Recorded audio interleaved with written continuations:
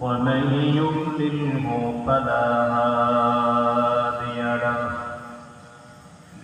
ونشهد أن لا إله إلا الله وحده لا شريك له ونشهد أن محمدا عبده ورسوله قال تبارك وتعالى في كلامه المجيد وفرقانه الحميد واعبد ربك حتى يأتيك اليقين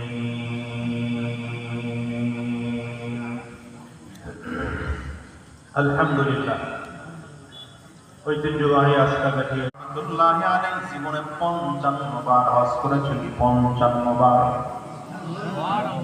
বলতে মনেই চায় না। সুবহানাল্লাহ সুবহানাল্লাহ। কতবার হজ করছেন? 55।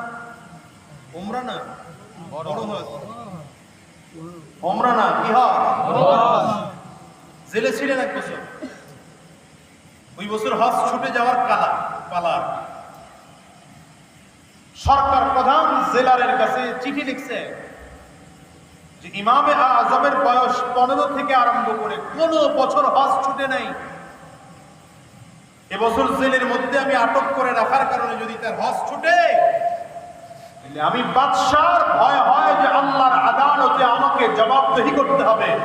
জেলখানা থেকে তারে ছুটি দাও, হজ করতে পাঠাও।